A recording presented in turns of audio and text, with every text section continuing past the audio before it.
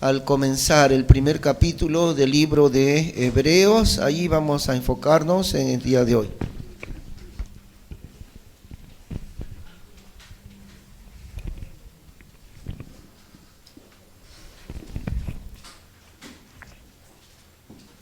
Muy bien, Hebreos,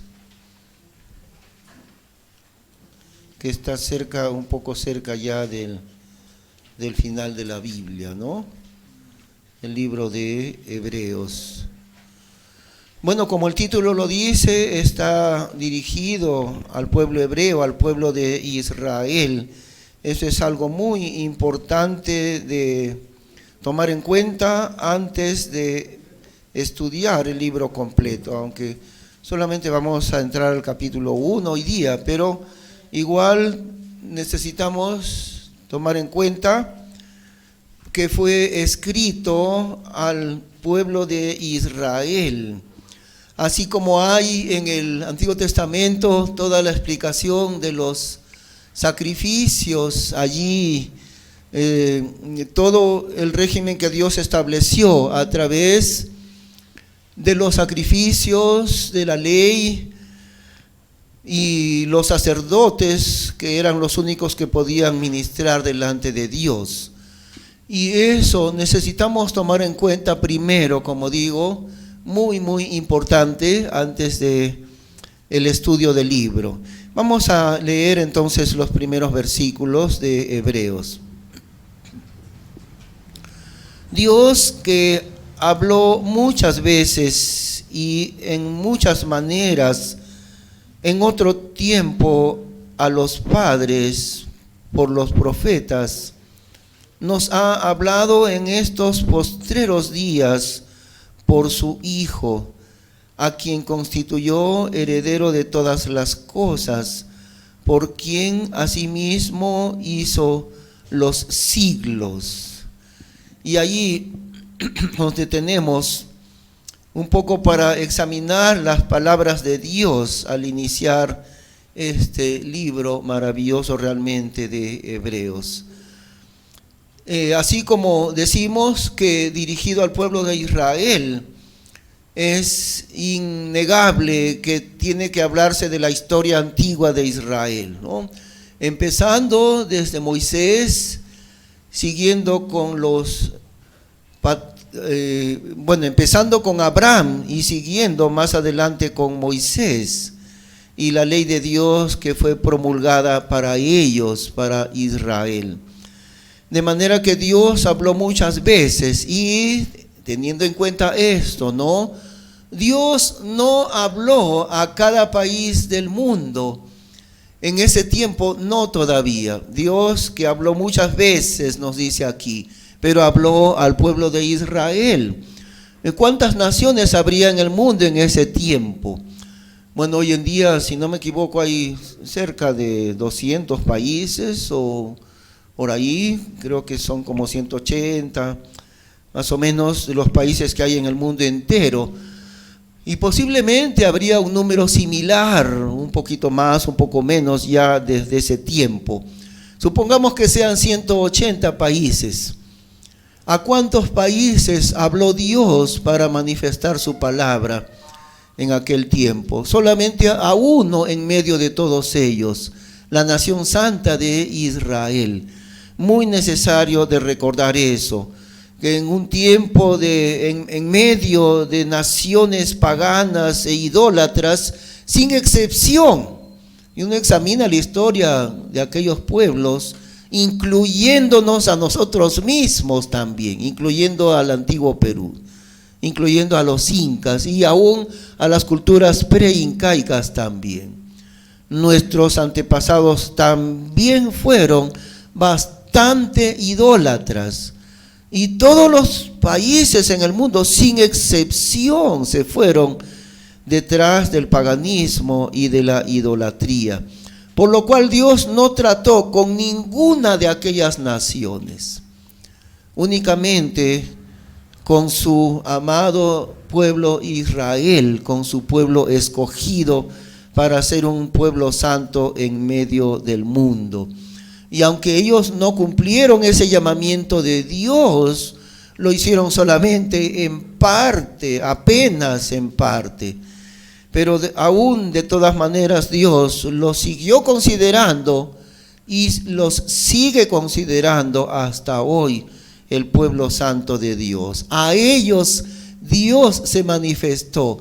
Y cuando dice el primer versículo que Dios habló muchas veces, en muchas maneras, a los padres, fíjense, dice el verso 1, a los padres. ¿Cuáles padres? ¿Nuestros antepasados, nuestros padres, los incas? No. Los franceses, los de Estados Unidos, los de Inglaterra, los de Alemania. No, a ninguno de ellos. Dios habló a los padres de Israel. Es la nación exclusivamente Israel y los padres de la nación de Israel. Habló Dios a ellos, al pueblo judío. Dios que habló muchas veces, eso sí, muchas veces, pero a Israel. Dios que habló muchas veces y en muchas maneras también, pero a Israel solamente. En otro tiempo a los padres por los profetas de Israel. Bueno, nos puede parecer bastante exclusivo Dios, y en palabras del día de hoy puede parecer que Dios discrimina a las demás naciones. Y la respuesta es sí, no solamente nos parece, es cierto. Dios separa a su pueblo santo Israel de las demás naciones paganas, sí lo hace. No sé si se le llamaría discriminación a eso, pero Dios escogió un pueblo santo en ellos.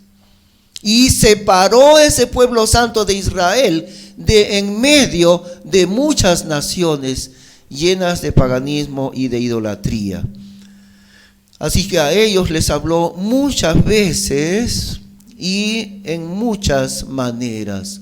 En otro tiempo, a los padres por los profetas. Versículo 2. Nos ha hablado en estos postreros días por su Hijo, a quien constituyó heredero de todas las cosas, por quien asimismo hizo los siglos. Entonces, llegando a estos postreros días, ¿y a qué le llama Dios los postreros días? Porque postrero significa lo último, ¿no? Es lo mismo, postrero quiere decir lo que es último. Pero ¿a qué le está llamando Dios los postreros días? Le llama Dios el tiempo desde la venida de su Hijo a este mundo, desde allí. Es decir, desde hace 2000 años hasta ahora, ya estamos en aquellos postreros días. Y en otro tiempo, dice el versículo 1, fueron 4000 años, aquello que se le dice así, en otro tiempo, 4000 años desde Adán hasta la venida del Señor Jesús. Eso es el otro tiempo, el tiempo antiguo. Y los postreros días del versículo 2 son desde la venida de Cristo al mundo, que han transcurrido ya 2000 años. Estamos en estos postreros días, en estos últimos días. Nos ha hablado en estos postreros días por su Hijo. Es decir, su palabra escrita de muchas maneras y muchas veces en el Antiguo Testamento, porque a eso se refiere, ¿no? 39 veces habló Dios en el Antiguo Testamento, 39 libros de Dios en el Antiguo Testamento. Y por eso dice, muchas veces hablando Dios y de muchas maneras, con exactitud 39 veces hablando Dios al hombre en el Antiguo Testamento. Y ahora, llegado el tiempo de estos postreros días, nos ha hablado por su Hijo. Ya no solamente nos ha hablado Dios de manera escrita, nos ha hablado por una persona, por una palabra viviente, es decir, el Señor Jesús es la palabra viva de Dios. Ahora, su palabra escrita también es una palabra viviente. Y eso lo dice aquí mismo en Hebreos, ¿no? Porque la palabra de Dios es viva y eficaz y penetra hasta partir el alma y el espíritu, esa palabra viva de Dios. Pero aparte de esa palabra viva que está por escrito, nos ha hablado por una persona. La palabra final de Dios es la persona de Cristo, su última palabra, digamos así. Y vayamos un momentito a Juan capítulo 1. Podemos ir a Juan capítulo 1.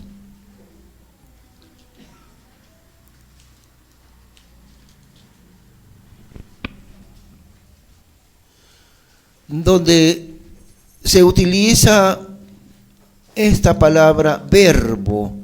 Juan capítulo 1. ¿Qué nos dice allí?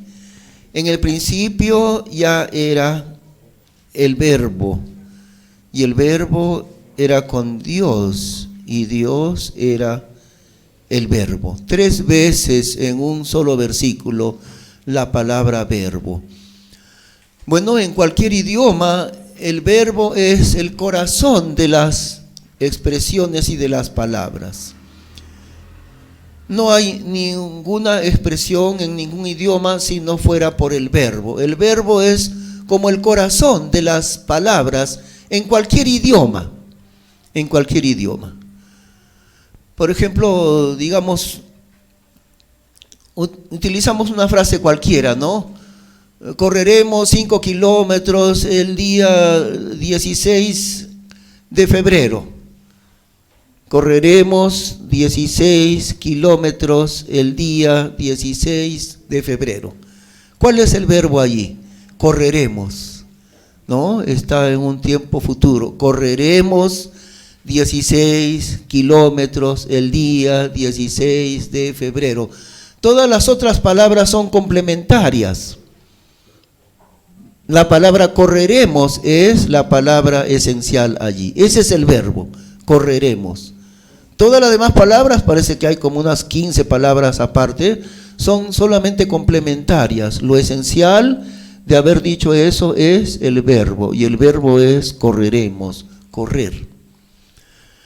Entonces, el verbo es el corazón de las palabras, y por eso utiliza Dios esta misma palabra verbo para referirse al Señor Jesús.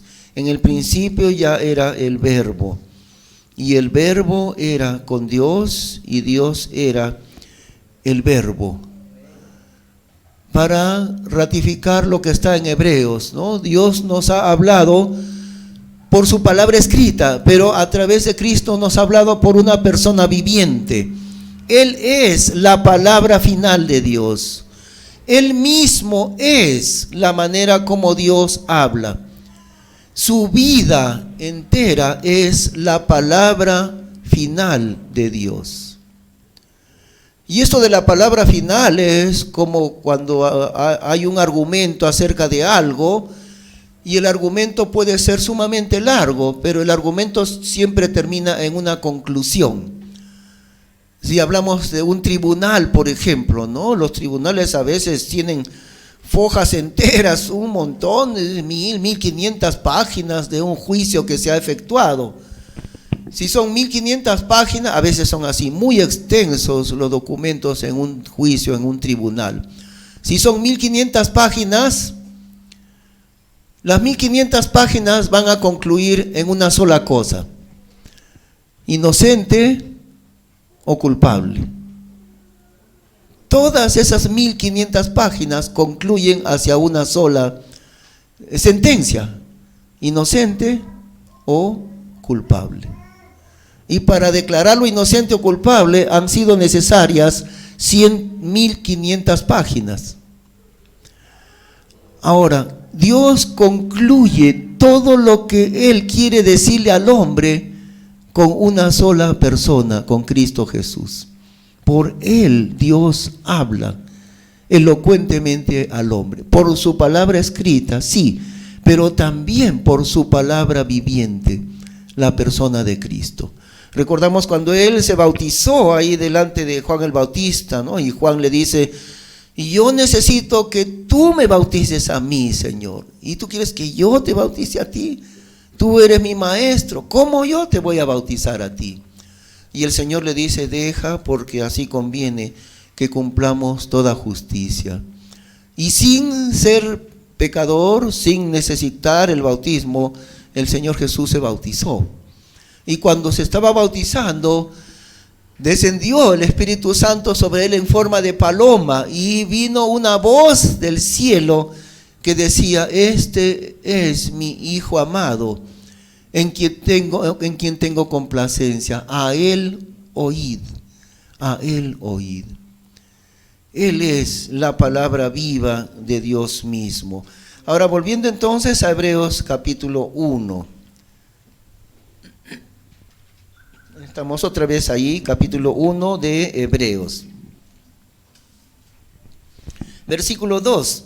Nos ha hablado en estos postreros días por su Hijo, a quien constituyó heredero de todas las cosas, por quien asimismo hizo los siglos. Heredero de todas las cosas que hay en el universo. Heredero del Padre, y por quien asimismo, o sea, Dios el Padre hizo los siglos, que también se podría decir los mundos, porque la palabra siglo en la Biblia también es equivalente a la palabra mundo, ¿no? Entonces, Dios el Padre creó los mundos. ¿Cuántos mundos ha preparado Dios en su creación? Aquí dice, por quien asimismo creó no solo el mundo, no solo este siglo, sino los siglos, es decir, los mundos del universo. Mundos que no conocemos, que están más allá de nuestro alcance. Mundos que tiene preparados Dios para ser habitados en la eternidad. En la eternidad vendrán a ser habitados aquellos mundos de un tamaño incomprensible realmente, porque así es el universo, ¿no? El universo tiene un tamaño que nosotros no logramos entender, es demasiado grande para que entendamos cuál es ese tamaño del universo que Dios creó. Y por eso es que nos dice aquí, por Él, por el Señor Jesucristo, a causa de Él, y para Él, para que Él sea heredero de todas las cosas, Dios el Padre ha creado los siglos enteros que están preparados para más adelante, para la eternidad. Algo parecido también está en el capítulo 11, en el versículo 3. Ahí mismo, Hebreos capítulo 11 y versículo 3.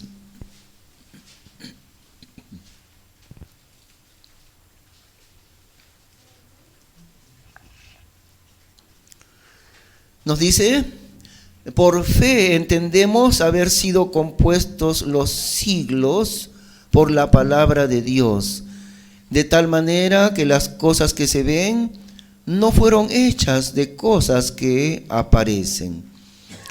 Las cosas que son materiales, o sea, que se ven, no fueron hechas de otras cosas materiales. Eso es lo que le llaman a veces la creación de la nada. Así le llaman. Dios creó todas las cosas de la nada. No había nada y Dios creó. De lo que no había nada, Dios creó. Los siglos, otra vez, fíjense esa palabra, un poco misteriosa realmente. Por fe entendemos haber sido compuestos los siglos por la palabra de Dios. De tal manera que las cosas que se ven no fueron hechas de cosas que aparecen. Está diciendo que Dios creó de la nada el universo entero. ¿Cuáles son estos siglos, estos mundos? los mundos que Dios creó, los siglos. Eso va más allá de nuestro entendimiento, hermanos. Y puede referirse al mundo material y también puede referirse al campo espiritual. No todo lo que podríamos saber está escrito en la Biblia. Dios ha reservado algunas cosas secretas. Y esta palabra es misteriosa en su expresión. Igual que en Hebreos capítulo 1, ¿no? Aquí también. Por fe entendemos haber sido compuestos los siglos por la palabra de Dios. Qué profundamente misterioso es esto. Y no sabemos completamente a qué se refiere, pero da la idea de una enormidad incomprensible de la creación de Dios. Los siglos, los mundos que Dios ha creado, ¿no? Entonces otra vez al capítulo 1 ahí de Hebreos.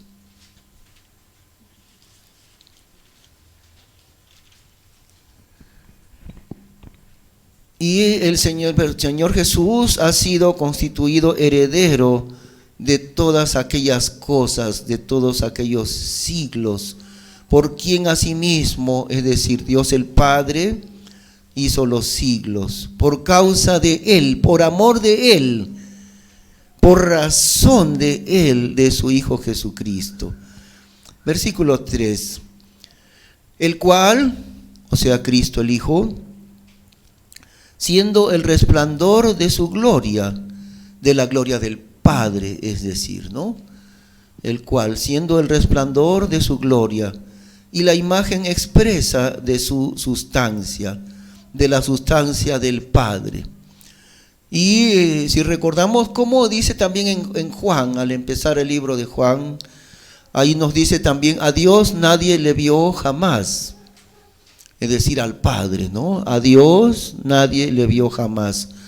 El unigénito Hijo que está en el seno del Padre, Él le ha dado a conocer. Eso nos dice en Juan capítulo 1.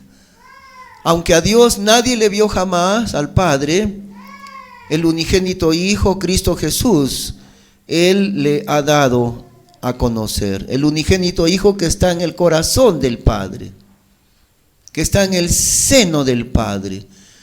Eso nos hace entender que el Señor Jesús mora en el corazón de Dios eternamente, porque esta palabra es así, una palabra, el pasado continuo. El unigénito Hijo que está en el seno del Padre, Él le ha dado a conocer, el presente continuo, todo el tiempo, el unigénito Hijo que está en el seno del Padre. Así que Cristo está en el corazón de Dios el Padre. Él mora en el corazón de su Padre. Y por eso también aquí nos dice que Cristo es el resplandor de la gloria de Dios. Si a Dios nadie le puede ver jamás, a su Hijo Jesucristo sí lo vemos. Es decir, lo veremos un día, ¿no? Los que le vieron en su venida no vieron su gloria realmente. Se disfrazó como un hombre común y corriente como cualquiera de nosotros. No mostró su gloria verdadera. Mostró su rostro, sí, pero no mostró su gloria, porque habrían muerto cualquiera que le vieran al Señor Jesús en su gloria verdadera. Estaba disfrazado de hombre. Claro, tenía un cuerpo de hombre verdaderamente, ¿no? Pero eso era como un disfraz, digamos, algo así, porque no mostró su gloria divina. Ahora, cuando en Revelación, en Apocalipsis, el apóstol Juan dice que ahí en el capítulo 1, cuando le vi a Cristo, ya no como en esta tierra, en su ministerio terrenal, sino lo ve Juan al Señor Jesús en el cielo. Perdón.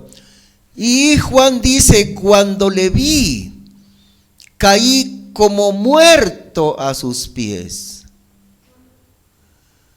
Y él me dijo, no temas, no temas. Como muerto cayó a los pies de Cristo, viendo un poco de su gloria. Y por eso decimos que al vestirse de uno de nosotros, estaba, entre comillas, disfrazado de hombre, porque su gloria verdadera no la podían ver. Un día le veremos al Señor Jesús en toda su gloria, en su presencia. Muy pronto. Nosotros siempre creemos, ¿cuándo vendrá el reino de Dios? No, eso no es cierto. Viene prontísimo. Para nuestra hermana Santa, ya vino hace 2 días cuando ella pasó a la presencia del Señor. Para ella ya vino su reino. Para nosotros, tal vez mañana. ¿Quién puede decir mañana estaré vivo? ¿Quién de nosotros? ¿O cuántos años más vamos a vivir? ¿30 años más? ¿50 años más?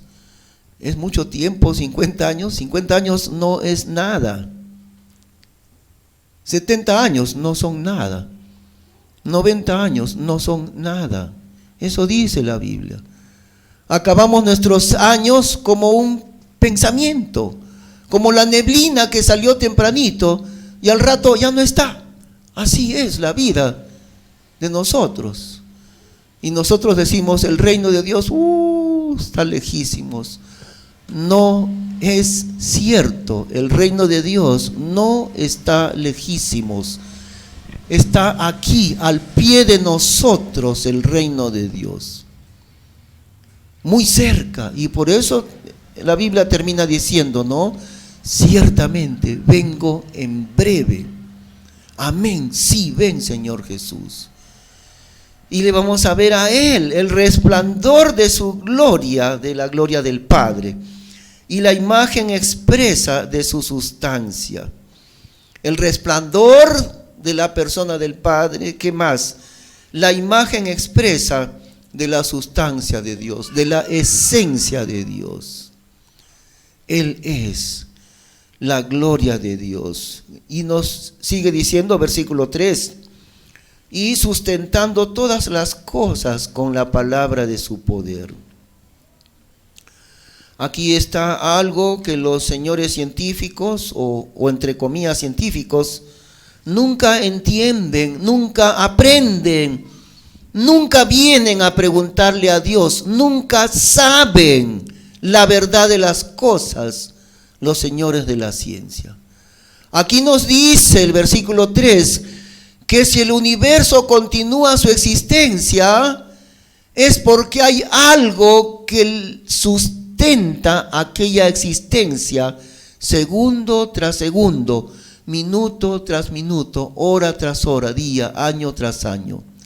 Ese algo que sustenta el funcionamiento de los mundos, de los siglos, es... Quiero pedirles que ustedes me digan, ¿qué es aquello que sustenta el funcionamiento del universo? Ahí lo tenemos, ¿no? ¿Qué sustenta el universo funcionando? La palabra de su poder. ¿La palabra de quién? No dice Dios, no dice. A ver, lean bien. ¿Ah? Está hablando del Hijo de Cristo Jesús, el cual, o sea, Cristo, verso 3, continúa, ¿no? Siendo el resplandor de su gloria, la gloria del Padre, y la imagen expresa de su sustancia, de la sustancia del Padre, y sustentando Cristo.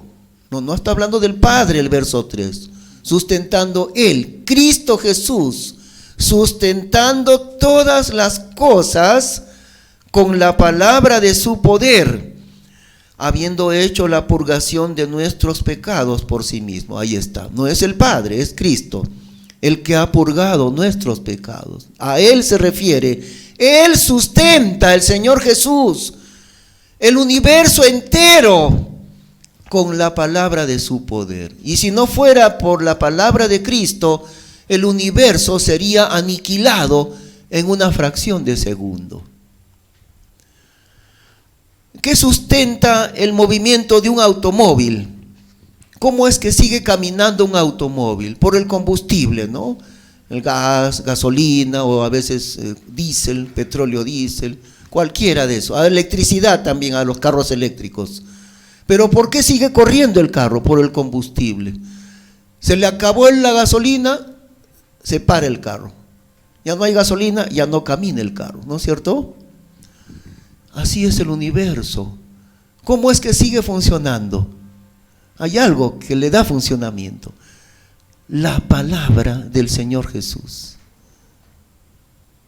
Su palabra, la palabra de Cristo, le hace funcionar al universo entero en estos momentos y durante siglos y miles de años. Es por la palabra del Señor Jesús que sigue caminando el universo, que sigue existiendo en realidad, ¿no? Por eso nos dice ahí, y sustentando todas las cosas con la palabra de su poder. Y ahí nomás podemos ver su divinidad, ahí nomás. ¿Quién podría sostener el universo bajo el poder de su palabra? Solamente Dios, y Cristo es Dios, la segunda persona de la Trinidad. Y sigue diciendo, ¿no? Habiendo hecho la purgación de nuestros pecados por sí mismo. Recuerdan que hay una palabra inventada que no existe, el purgatorio, ¿no? Ayer estábamos allí en el entierro de nuestra hermana santa mencionando esto, de que no existe ningún purgatorio donde el hombre pueda pagar, pueda purgar sus pecados, expiar sus pecados. No hay purgatorio, porque ya hubo la purgación de nuestros pecados y fue completa y fue terminada la purgación de nuestros pecados. Habiendo hecho la purgación de nuestros pecados por sí mismo, el Señor Jesús se asentó a la diestra de la majestad en las alturas. ¿Recuerdan cómo Satanás dijo, no? Ahí está en Isaías 14, en Ezequiel 28, el intento de Satanás fue: sobre las alturas de las nubes subiré, en lo alto me asentaré a los lados del norte, sobre las alturas de las nubes subiré y seré semejante al Altísimo. Ese fue el intento de la soberbia grande de Satanás. Y Dios lo arroja de allí, por supuesto, porque quiere ocupar el lugar que únicamente a Dios le corresponde. Pero ¿qué nos dice aquí entonces, al final del verso 3?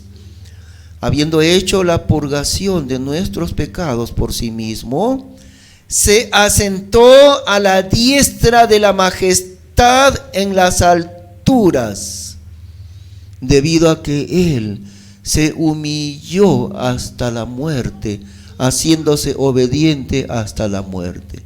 Por esa razón, después de haberse hecho Él mismo obediente hasta la muerte, Dios lo llevó a su lugar altísimo, sentado a la diestra. Miren cómo se le llama a Dios. La majestad se le llama a Dios. La única majestad que hay. El único poder eterno y verdadero que hay en esta creación. La majestad, es decir, la única que hay. Se asentó a la diestra de la majestad en las alturas. En las alturas de Dios mismo, allí Cristo tomó lugar, el lugar que le corresponde, al lado derecho de su Padre. No hay nadie más que pueda ocupar el lugar altísimo de Dios.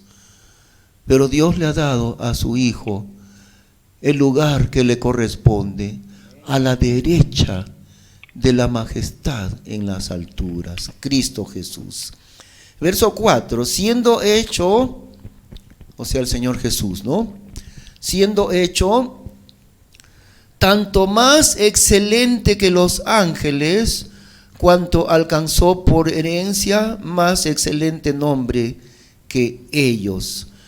Ahora recordemos entonces que este es un estudio profundo de la persona de Cristo y de la obra de Cristo en relación a Israel. Porque la salvación, el pacto de salvación, el pacto antiguo de salvación por la ley, o supuestamente por la ley, porque nunca pudo ser cumplido la salvación por ley, nadie lo cumplió.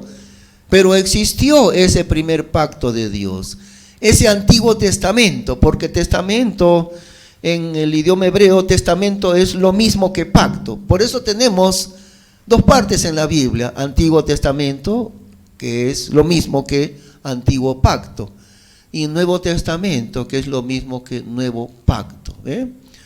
Entonces en el Antiguo Testamento, el Antiguo Pacto, el pacto de la ley, en ese pacto y en la presencia de Dios allí, el pueblo de Israel fue el pueblo depositario del pacto de Dios, del pacto antiguo. Dios no hizo ningún pacto con las naciones gentiles. Hay una sola mención a un pacto en el mundo de los gentiles. Eso es cuando Noé salió del arca y Dios dice, ¿no? Esa es la única mención al pacto que Dios hace con las naciones gentiles. El que derramare sangre de hombre, por el hombre su sangre será derramada. Y también Dios dice, ¿no? Nunca más destruiré el mundo con un diluvio, y pone su arco como señal de su pacto. Aparte de eso que está en Génesis 9, no hay ni una sola mención a ningún pacto de Dios con nosotros los gentiles, porque nosotros somos también gentiles. El pacto de salvación, el primer pacto, el primer testamento, fue hecho entre Dios y la nación de Israel. Salvación por la ley. No fue hecho con los gentiles, sino con Israel. Muy bien. El segundo pacto de salvación por la gracia, ya no por la ley, sino por gracia únicamente. El segundo pacto de salvación por la fe en Cristo. No fue hecho con los gentiles. De nuevo, no fue hecho con los gentiles el nuevo pacto. Fue hecho con la nación de Israel, igualito, entre Dios y su pueblo santo Israel. Y claro, la pregunta que viene, ¿no? Entonces, ¿nosotros cómo somos salvos si Dios no hizo pacto con los gentiles nunca? Nosotros somos salvos al ser injertados en Israel, solamente así. Dice la Biblia que somos el olivo silvestre, el olivo chusco, que fuimos traídos por la mano de Dios para ser injertados en su pueblo santo Israel. Y solamente allí, estando injertados en Israel, el pueblo de Dios, solamente así, ahora sí podemos recibir el pacto de salvación por la fe en Cristo. Eso es lo que Dios hizo en el mundo. La importancia tan grande de la posición que tiene Israel en medio de las naciones. Somos injertados para recibir el pacto de Dios. Somos el olivo chusco. El olivo verdadero es Israel. El olivo chusco y silvestre somos nosotros. Y al ser injertados en ellos, en Israel, ahí recién recibimos los beneficios del pacto que Dios hizo con ellos. Que Dios hizo con ellos. Y entonces, el Señor Jesús, el que trajo ese pacto al mundo, ese nuevo pacto. El libro de Hebreos estudia de manera profunda entonces el cambio del pacto antiguo de salvación por la ley al pacto nuevo de salvación por gracia. Todo el libro gira en torno al pacto por medio de la sangre de Cristo. ¿Recuerdan cómo dice el Señor Jesús en la última cena, estableciendo la cena del Señor para nosotros, ¿no? Y Él dice primero: tomad, comed, esto es mi cuerpo, el pan, que por vosotros es partido, haced esto en memoria de mí. Y luego el vino, y dice: bebed de ella todos, de esta copa, porque esta copa es el nuevo pacto en mi sangre, que por vosotros se derrama. El nuevo pacto, ahí está. Hemos recibido el nuevo pacto, traídos nosotros de afuera, de ser gentiles, traídos a ser parte de la nación de Israel. Y entonces el libro se concentra en estudiar eso, cómo se ha llevado a cabo el cambio del pacto de la ley al pacto de la gracia. Para ellos en Israel, que entendían mucho, que hablaban mucho también de los ángeles, versículo 4, siendo hecho tanto más excelente que los ángeles, en cuanto alcanzó por herencia más excelente nombre que ellos. Ahora, esto está hablando indudablemente de la parte humana de Cristo, ¿no? Para ser comparado con los ángeles, porque se le enfoca al Señor Jesús en ambos aspectos, en su aspecto divino, pero en este caso, al ser comparado con los ángeles, es comparado en su parte humana, siendo Dios y siendo hombre al mismo tiempo. No mitad de cada uno. Él es Dios completo y también es hombre completo, ambas cosas. El único mediador entre Dios y los hombres, porque Él es Dios. Y con los hombres, porque Él es hombre. Es comparado con los ángeles en el sentido humano de Cristo Jesús. Verso 5, porque ¿a cuál de los ángeles dijo Dios jamás: mi hijo eres tú, yo te he engendrado hoy? Y otra vez: yo seré a él padre y él me será a mi hijo. Y otra vez, cuando introduce al primogénito en la redondez de la tierra, dice: y adórenle todos los ángeles de Dios. Ahí está, ¿no? Los ángeles, el Señor Jesús, no es como ellos. Más bien es declarado por Dios que los ángeles le adoren. Y adórenle a Cristo Jesús todos los ángeles de Dios. Nunca en la Biblia es usada la palabra adoración para un ángel o para un hombre tampoco.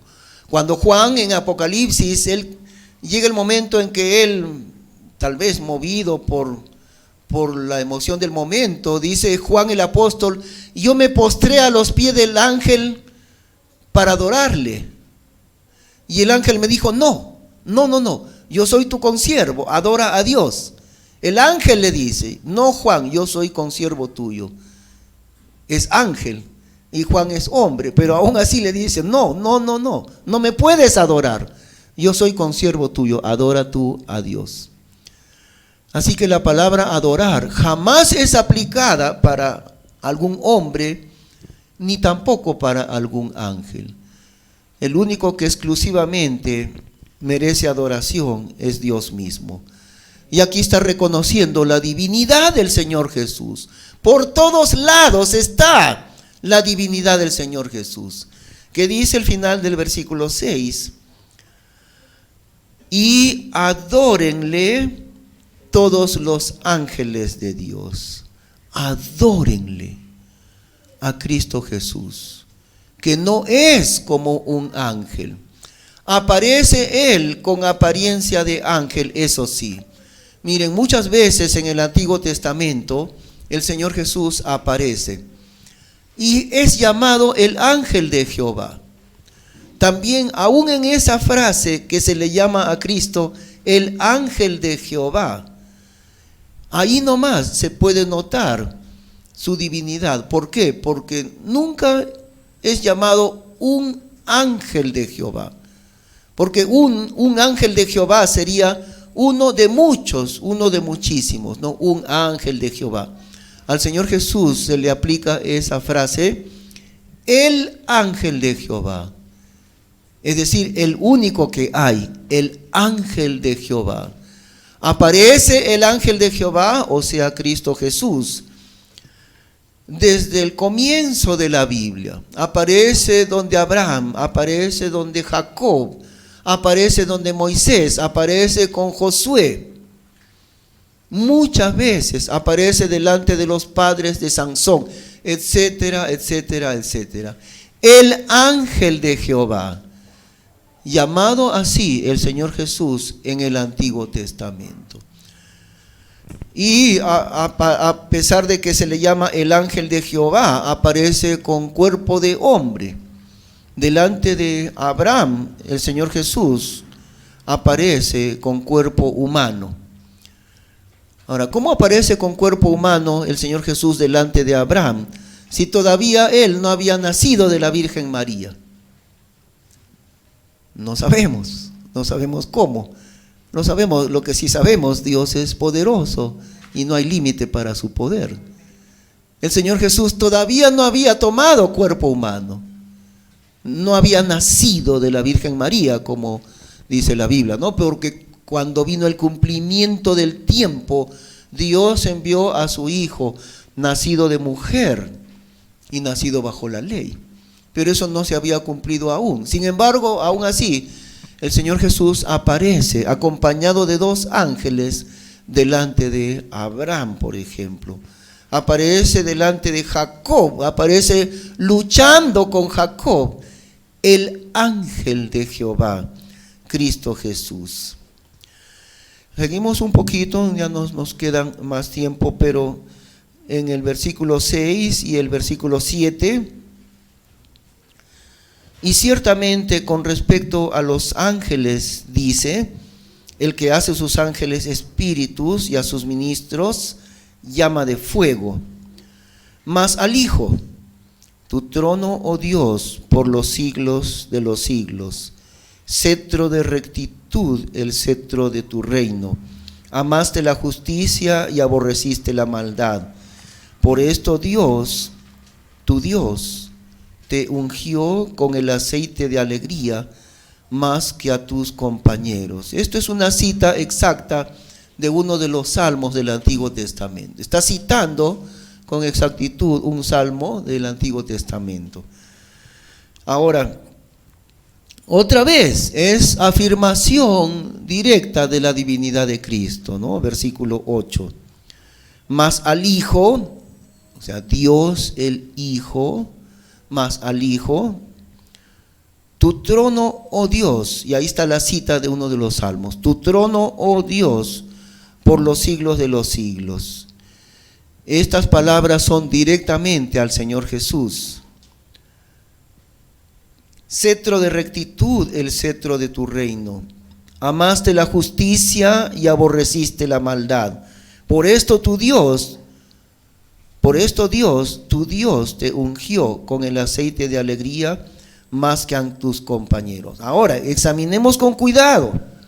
Si vemos lo que dice el versículo 9, que como digo es una cita exacta de los salmos. Si comparamos el versículo 9 con el versículo 8, en el versículo 8 se le llama al Señor Jesús Dios directamente. Tu trono, oh Dios, es decir, a Cristo. Ahora en el versículo 9 dice, por esto Dios, tu Dios, te ungió, etc. El Dios de Dios. ¿Se dan cuenta? Comparemos el 8 con el 9. Cristo es Dios, llamado así en el verso 8. Y en el verso 9 dice el Padre, ¿no? El del versículo 9 es el Padre. el Dios, el Padre, de Dios el Hijo. Dios que es el Dios de Dios. ¿Se dan cuenta? Verso 8 con verso 9. Cristo es Dios. Y en el verso 9 se le dice a Cristo, Dios que es tu Dios, o sea, Dios el Padre, que es Dios tuyo, pero tú eres Dios. Por eso está allí, innegablemente. No solo allí, está por todos lados en la Biblia la afirmación de que Él es Dios directamente, sin ninguna duda, llamándosele Dios al Señor Jesús en el versículo 8. Y claro, mencionando al Dios de Dios, al Padre en el versículo 9. Amaste la justicia y aborreciste la maldad. Por esto Dios, tu Dios. Tú eres Dios. Cristo Jesús, tú eres Dios. Verso 8. Pero tu Dios, el Padre. ¿Ve? Los dos, el Padre es Dios, el Hijo es Dios.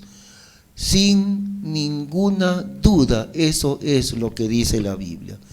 Pero salen por allí algunos a predicar y a engañar por todos lados, a negar lo que la Biblia dice, a llamarle a Dios mentiroso, porque Dios ha dicho, y lo dice desde la primera hasta la última página de la Biblia, que Cristo es Dios mismo.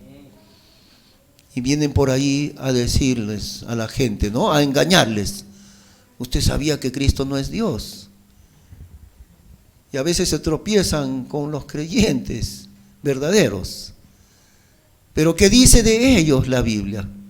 Ustedes saben, hermanos, y sí saben, ¿no? ¿Qué dice la Biblia de los testigos de Jehová, de los mormones, de los adventistas del séptimo día, de los israelitas de Ataucusi, etcétera, etcétera? ¿Qué debemos hacer cuando alguien de ellos viene a hablarnos? ¿Qué debemos hacer? Usted sabe lo que dice la Biblia, ¿no? ¿Qué debemos hacer si vienen a hablarnos? ¿Qué dice? No lo recibáis en casa, ni le digáis bienvenido, porque el que le dice bienvenido participa de sus malas obras.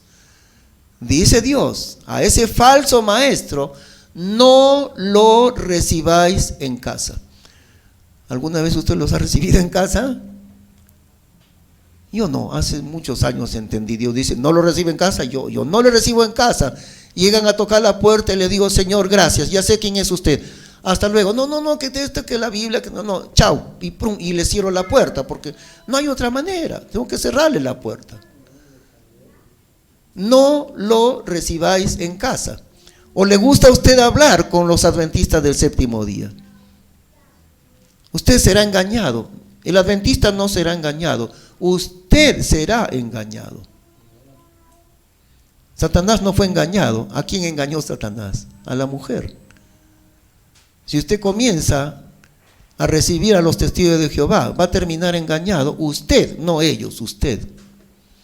Y por eso Dios dice, no lo recibáis en casa, ni le digáis bienvenido, ¿no? Porque ellos niegan, siempre niegan la palabra de Dios. Bueno, vamos a terminar dando gracias a Dios. Señor, gracias por tu palabra, por la claridad en ella acerca de la persona de Cristo, acerca de la divinidad de tu Santo Hijo Jesucristo, nuestro Señor, nuestro Dios, nuestro Salvador. Oh Dios bendito, gracias por tu palabra. Síguenos llenando de ella, Señor, en este día. En el nombre de Cristo Jesús, así te rogamos. Amén. Les invitamos, por favor, a ponerse de pie. Vamos a cantar el último himno en esta mañana.